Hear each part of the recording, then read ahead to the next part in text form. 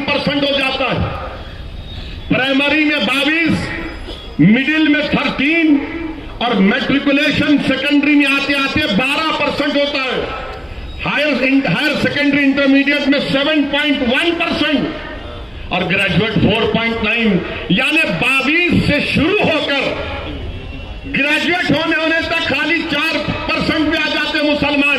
आप रिजर्वेशन नहीं देंगे? क्यों नहीं पढ़ रहे हैं? मुसलमान पढ़ना चाहता है।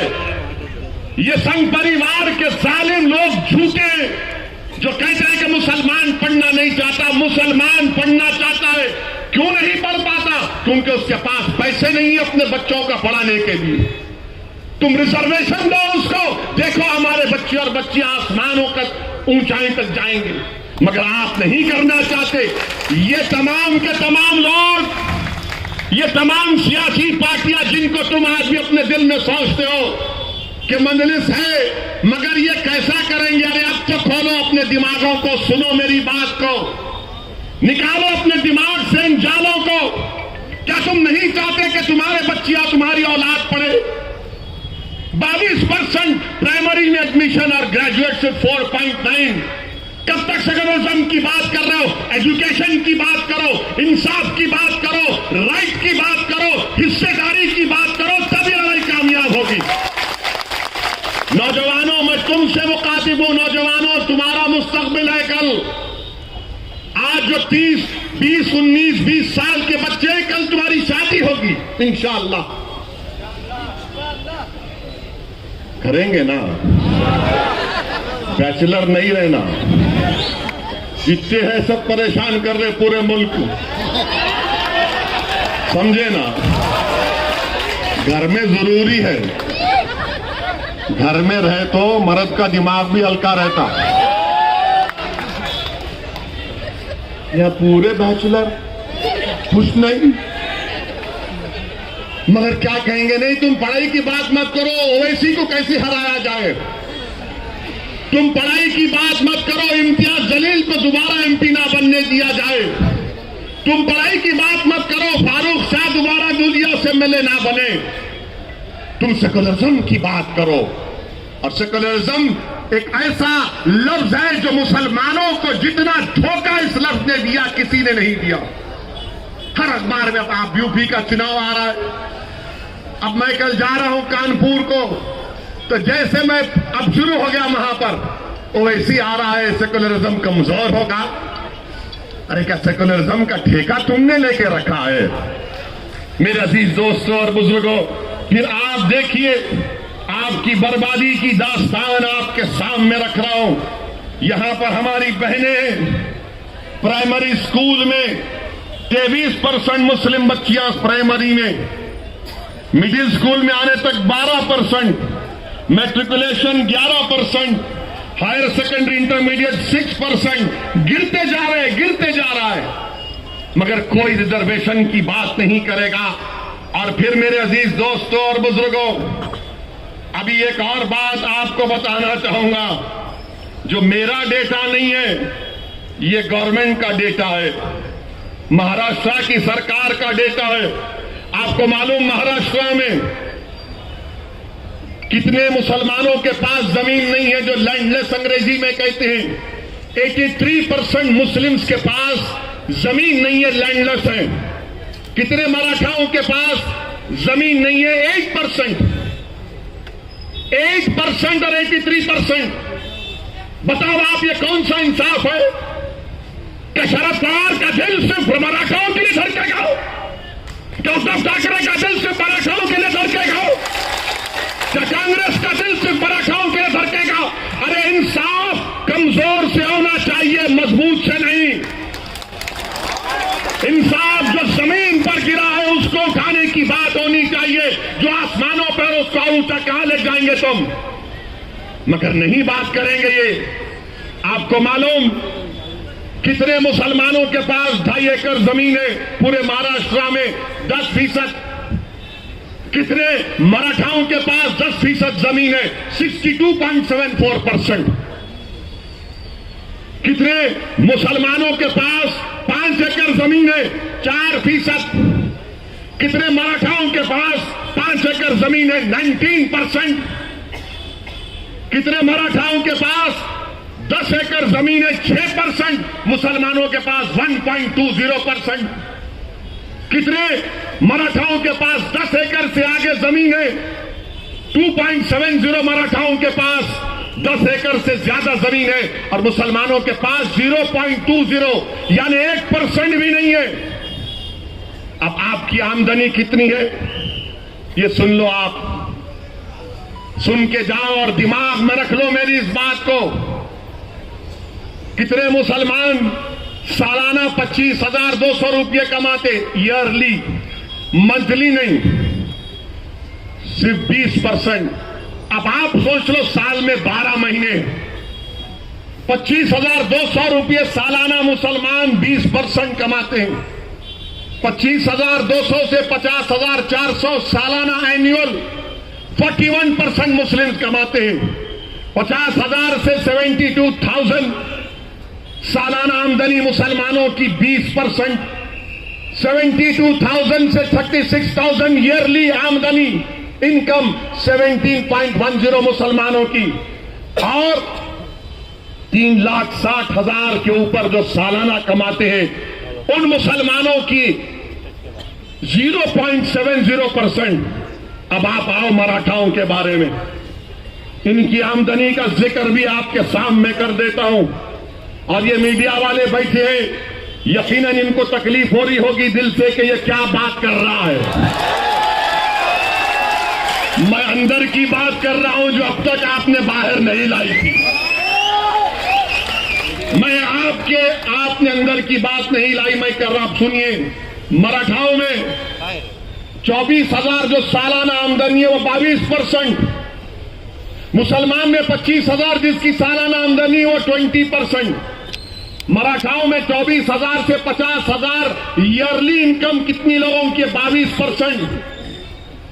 50,000 से 1 लाख 19%, और हमारे पास 50,000 से 72,000 ओनली 20%। 1 लाख से 4 लाख 8% मराठाओं की आमदनी है, या 72,000 से 3,60,000 ओनली 17%। मेरे भाई अब आप बताइए, अच्छा फिर अब आप आ जाइए कि जो सोर्स ऑफ बोरोइंग है, मराठाओं को बैंक से 40% लोन मिलता है, मुसलमानों को बैंक और कोऑपरेटिव मिलाकर 5.8, कोऑपरेटिव सोसाइटी से मराठाओं को 39% मिलता है, मुसलमानों को क्रेडिट सोसाइटी से 2.6, ये प्राइवेट मनी लेंडर से मराठाओं को 14%, मुसलमानों को 4%, रिश्तेदारों से सबसे ज्यादा मुसलमानों को लोन मिलता है 17%, प्राइवेट बैंक से मराठाओं को 2.14% मिलता है, और मुसलमानों को प्राइवेट बैंक से कुछ नहीं मिलता, डेटा ही नहीं। अब आप आ जाइए कि आईएएस ऑफिसर कितने मराठाओं के?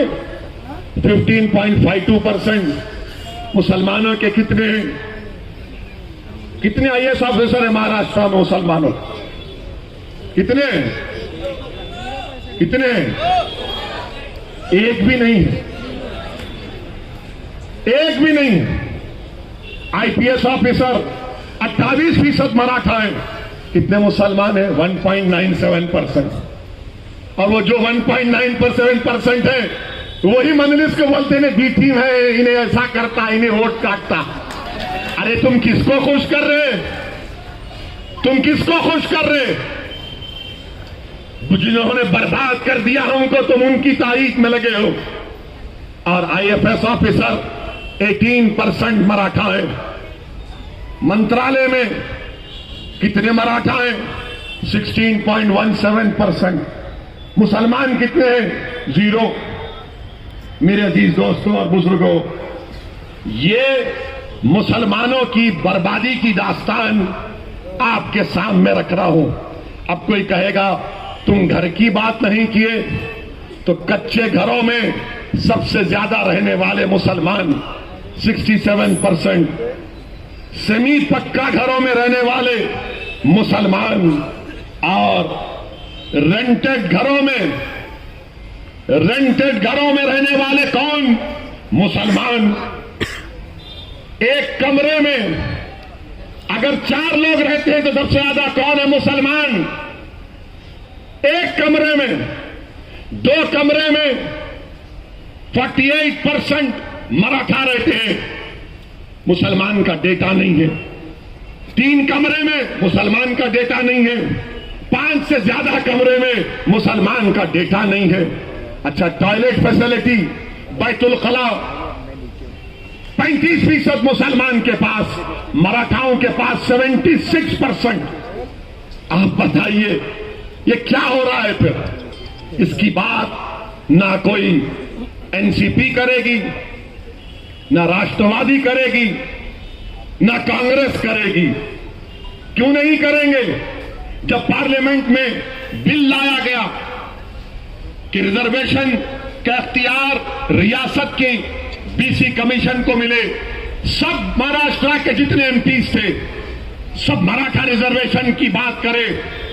अगर किसी ने उठकर मुस्लिम आरक्षण की बात की तो जमात का नाम मजलिस इत्तेहादुल मुस्लिमीन था।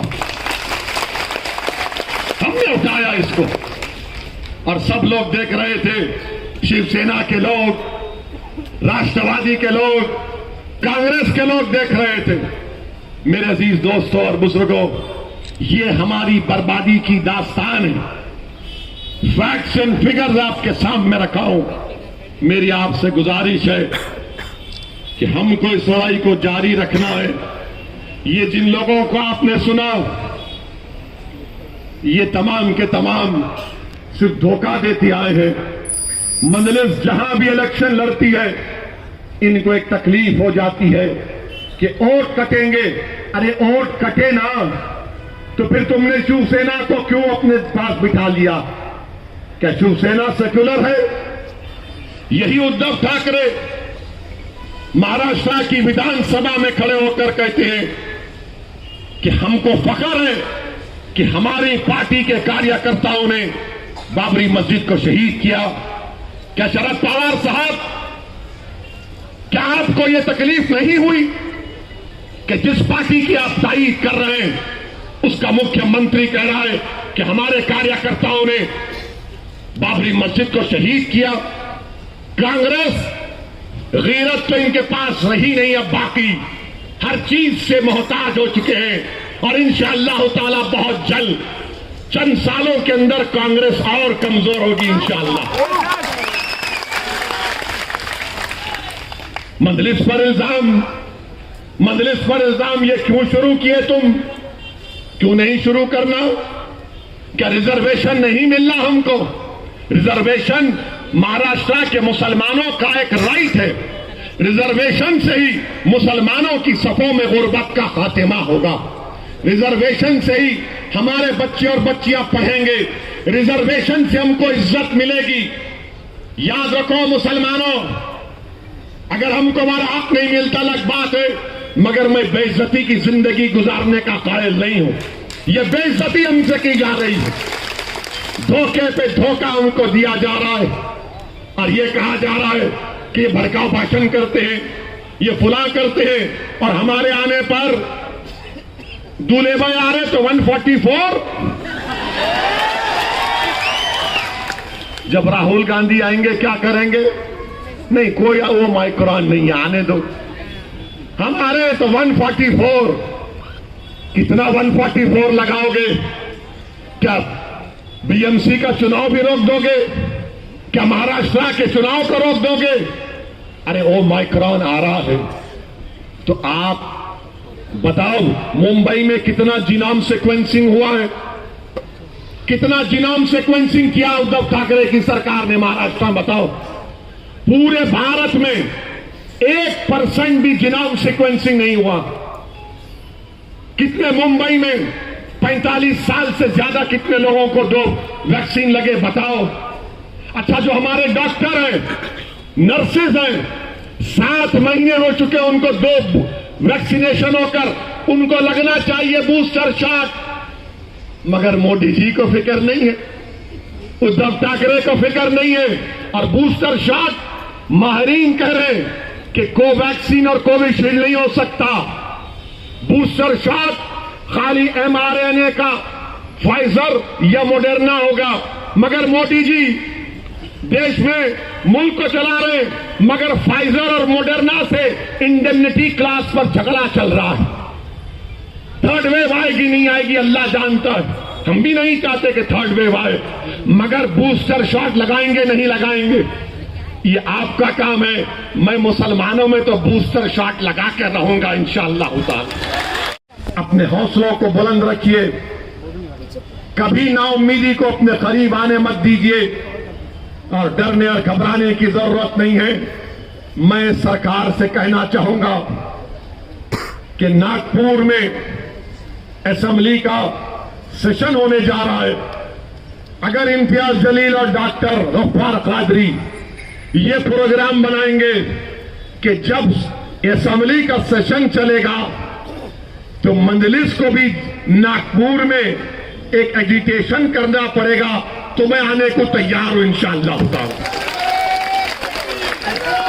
अभी मुंबई में हो रहा है, सुना चेंज कर दिए, ठीक है, फिर आएंगे।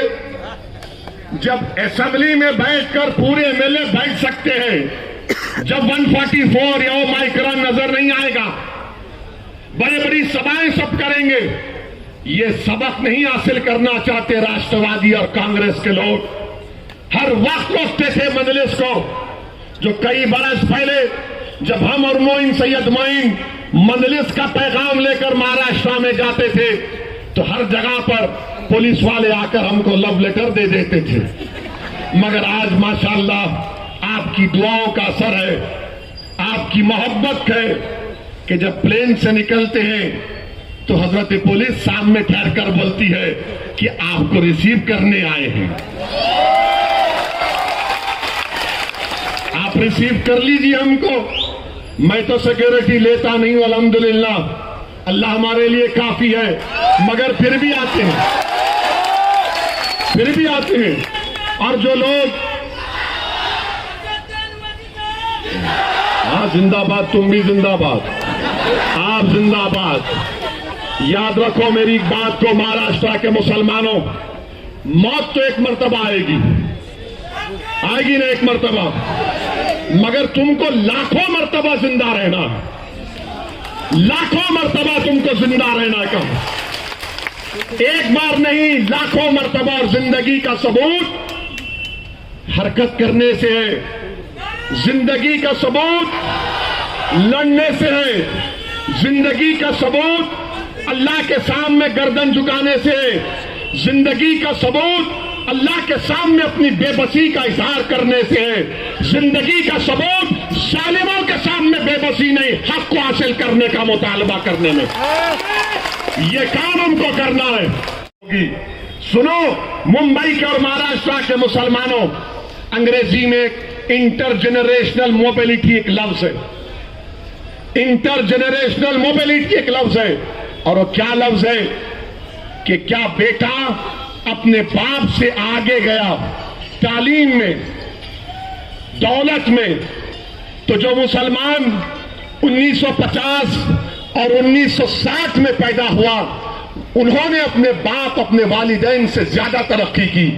जो मुसलमान 1970 और 80 में पैदा हुआ वो अपने बाप से पीछे हो गया, और जो मुसलमान 1990 में और सन 2000 में 2000 में पैदा हुआ वो तो अपने बाप से, अपने दादा से बहुत दूर है। गरीबी में ज्यादा गरीबी बढ़ गई, तालीम में उससे ज्यादा हम दूर हैं।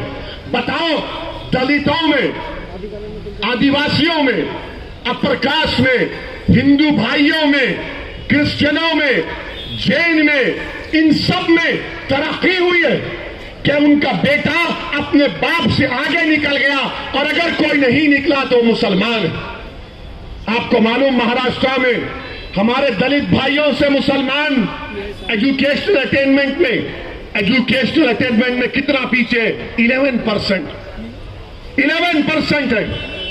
यही जब पढ़ता हूं तो जबान में घबराहट पैदा हो जाती है, तकलीफ होती है, गुस्सा आता है कि आखिर हमको क्यों पीछे छोड़ दिया जा रहा है।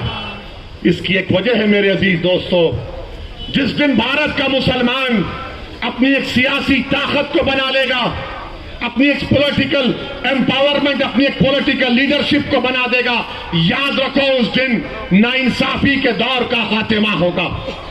अगर आप अपनी सियासी ताकत को मजबूत बनाएंगे तभी तो होगा ना। और जो लोग तुम्हारे पास आकर कहेंगे नहीं नहीं नहीं जीत सकते, नहीं कामयाब हो सकते, तुमको सबको लेना पड़ेगा, मेरे भाई याद रखो, हाँ रोटी डालते वक्त आटे में थोड़ा सा नमक की जरूरत पड़ती है। क्या अपने खुद का खाना नहीं पका सकता? क्या मैं अपना खुद का खाना नहीं पका सकता? क्या मैं अपने हाथों से अपने मुकद्दर के फैसले नहीं कर सकता? क्या मैं अपने हाथों से अपनी कौम को लेकर आगे नहीं बढ़ सकता? यही बात कई लोगों ने इम्तियाज जलील से कही थी और इम्तियाज जलील ने सारी दुनिया को बता दिया कि मुसलमानों में अगर हौसला और अज़म होगा तो तकदीर भी उसका साथ देती है। तुम अपने दिमागों से इस बात को निकालो मुसलमानों कि हम जीत नहीं सकते। अरे तुम जीतोगे इंशाअल्लाह ताला। जीत की पहली सीढ़ी है, जीत की पहली सीढ़ी है कि तुम इत्मीनान और एतमाद में रहो कि मैं कामयाब होऊंगा, मैं कामयाब होऊंगा। मैं तुमको बता रहा हूं, मैं जाती तौर पर अपने बारे में बता रहा हूं। हैदराबाद जाकर मेरे दोस्तों से पूछ लो कि मैं अपने बचपने में बेहतरीन पढ़ने वाला नहीं था, मैं 90-80% लाने वाला नहीं था। अकबरुद्दीन अवैसी थे जो उस वक्त भी 90, आज भी 99 पर है। मैं उस वक्त भी 50 पर था और आज भी 50 पर हूं, मगर मुझ में एक जिद थी। जब मुझसे कोई कहता कि नहीं हो सकता, मैं कहता था कि नहीं, करके दिखाऊंगा, और वो काम आपको करना है। अल्लाह ने हम सबको काबिलियत दी है। मुसलमानों सिर्फ आपको एतमाद को पैदा करना है। ये लड़ाई रिजर्वेशन की, ये रिजर्वेशन की लड़ाई आपके आने वाली नस्लों के लिए है। नौजवानों, कल जब तुम बाप बनोगे इंशाअल्लाह तुम्हारी औलाद होगी, तुम सोचो कि तुम वही चाहोगे कि तुम्हारी औलाद भी तुम्हारी तरह गरीब रहे, उनको उनका हक ना मिले। हक मिलने के लिए मिल के लड़ना पड़ेगा। आप तमाम का बेहद शुक्रिया। ये लड़ाई का आगाज है, इख्तिताम नहीं है, और लड़ाई होगी। अस्सलाम वालेकुम व रहमतुल्लाहि व बरकातुहू।